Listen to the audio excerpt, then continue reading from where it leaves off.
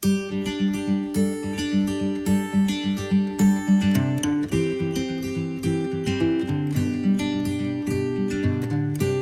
aí galera do segundo ano, tudo bem? Estou aqui de volta. Venho, através desse vídeo, continuar a explicação sobre o nosso conteúdo. O conteúdo chamado de mineração no Brasil colonial. Na aula anterior, que está disponível no YouTube, eu destaquei como foi essa descoberta do ouro aqui no Brasil. Destaquei os grupos que estiveram por trás dessa descoberta e também falei sobre a organização do governo português para explorar essas minas de ouro. Também foi destacado sobre os problemas que foram gerados com a descoberta do ouro em Minas Gerais. O ouro tinha tudo para trazer riqueza, porém trouxe também muita miséria. É só lembrar da parte ligada à sociedade em si, no qual passavam por diversos problemas, principalmente a alimentação bastante deficiente. Não tinha alimento adequado, então eles se alimentavam de cobras, calangos, casca de árvores, era o que tinha e gerava grandes problemas naquela sociedade. Além de outros problemas que foram verificados ao longo dessa exploração aurífera. Hoje eu trago para vocês as consequências. Quais foram as consequências da descoberta do ouro no Brasil? Será que foram consequências positivas ou consequências negativas? Ao longo da minha explicação, vocês vão observar que teve os dois pontos de vista presentes. Então, vamos lá. O primeiro ponto que a gente observa como consequência dessa exploração aurífera no Brasil é a interiorização das colônias, a interiorização da colonização. O que significa isso? Antes, o governo português colonizava só a parte litorânea, como eu já havia falado para vocês na aula passada. E com a descoberta do ouro, por ela estar localizada numa região ali em Minas Gerais, que não é na praia, eles tiveram que abandonar a parte litorânea e ir em busca desse ouro. Então, a interiorização da colônia foi algo verificado. A expansão territorial também foi outra consequência dessa descoberta do ouro. Por quê? Antes havia o Tratado de Tordesilhas, que vocês podem ver aqui no mapa, que dividia o Brasil bem ao meio. Após essa linha, seria um território da Espanha. Só que com a descoberta do ouro, muitos brasileiros, portugueses, avançaram sobre esse território que era da Espanha, e com isso a Espanha deixou, né? A Espanha fez vista grossa e com isso o Brasil, os brasileiros portugueses, se apossaram desse território. Então teve uma expansão territorial. O Brasil hoje é um país de tamanho continental e parte disso se explica por essa descoberta do ouro, que inicialmente foi em Minas Gerais e depois se ampliou para outras regiões, Mato Grosso, Goiás e outras regiões do Brasil, principalmente esses estados que eu citei para vocês. Então já falei sobre a interiorização da colonização, antes era só praia, com a descoberta do ouro passou a ser também na parte interiorana, e também falei da expansão territorial por causa da constante presença de brasileiros ali na parte central do Brasil, acabaram invadindo o território que antes era da Espanha, após o Tratado de Tordesilhas.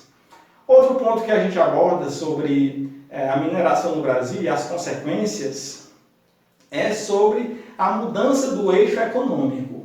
Eu já falei no início da aula passada, no início da videoaula, que está disponível, como eu já falei lá no YouTube, eu já destaquei que antes, lá no início do Brasil colônia, a parte mais rica do Brasil era a região Nordeste, porque aqui se produzia cana-de-açúcar. E depois da descoberta do ouro, passou a ser mais na região que hoje nós conhecemos como Sudeste, região de Minas Gerais, principalmente. Então, já destaquei 3 pontos.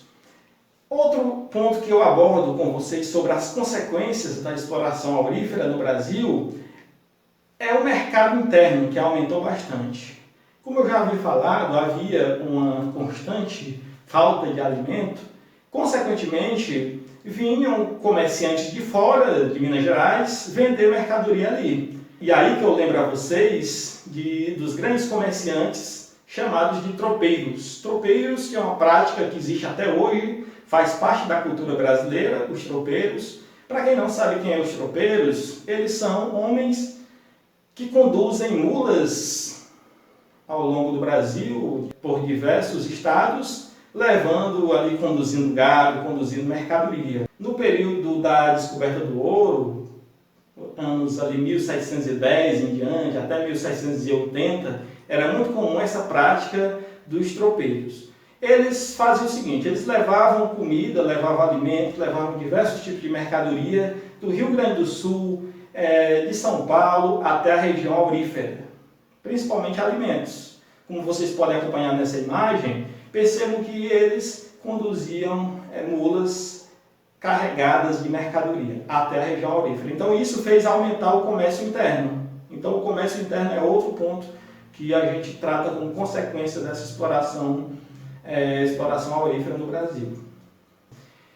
E a transferência da capital do Brasil. Antes era Salvador, vocês sabem, Bahia, Nordeste, e passou a ser Rio de Janeiro a partir do ano de 1763. Então são essas consequências que a gente destaca com a descoberta do ouro no Brasil.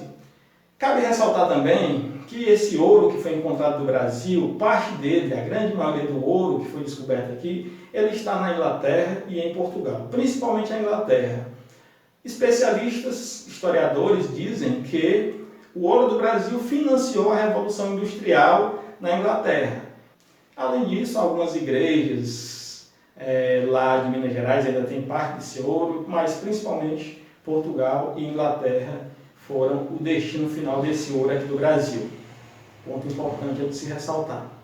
Ainda sobre a extração de minérios no Brasil, cabe ressaltar também a exploração de diamantes. Minas Gerais, logo após a descoberta do ouro, também foi encontrado diamantes, uma riqueza fantástica para aqueles que encontravam esse grande bem. O diamante se deu numa região chamada Arraial do Tijuco, que depois veio a se chamar de Diamantina. Claro, o nome Diamantina em homenagem a diamantes que foram descobertos ali. Praticamente os diamantes tinham a mesma organização da exploração aurífera do ouro, portanto, a questão da distribuição de quem poderia explorar o diamante ou não. Então, praticamente a mesma organização. Com relação aos diamantes, cabe a lembrança de uma personagem fantástica da história do Brasil, a famosa Chica da Silva. Tem até um filme disponível na internet com esse nome, Chica da Silva, no qual aborda a história de uma escrava que casou-se ou se uniu com um explorador de diamante e ela passou a ser da alta sociedade. A história da Chica da Silva é bastante interessante para nós observarmos que na sociedade mineradora, na sociedade colonial do Brasil, nem sempre os escravos, claro, uma característica geral, os escravos estavam constantemente subjugados, mas havia aqueles, raramente, claro, que se uniam a exploradores de diamante, a mineradores, faziam com que ela passasse, mudasse de extrato social. O caso da Chica da Silva é bastante interessante. Ela já era casada, tinha um filho, e ela acabou conhecendo um português, que se uniram, Chica da Silva e o João Fernandes, que era esse português explorador de diamante.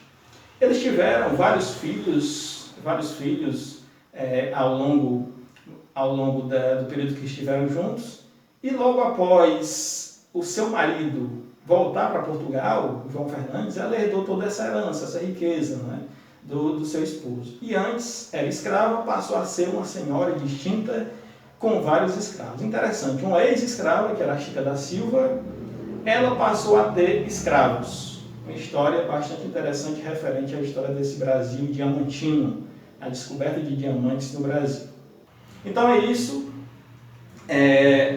Praticamente estamos finalizando esse conteúdo, mas antes de finalizar, só para lembrar aqui o seguinte. Após essa descoberta, o auge da exploração aurífera, o governo português vai tentar, ao longo dos anos, aumentar mais os impostos, porque final do século XVIII começa a economia mineradora a cair, começa a ter prejuízo. Então o governo português, para ter mais lucro, começou a aumentar os impostos. É aí que isso já derrama, por exemplo, né? Que é uma tentativa de cobrar as dívidas em atraso, tudo de uma vez só. E a população não aceitou isso. Nas aulas seguintes, a gente vai falar sobre um movimento chamado de Inconfidência Mineira, no qual a gente destaca a figura de Tiradentes, que é um grande fato na história do Brasil. Mas isso é assunto para as aulas que virão. Valeu, galera!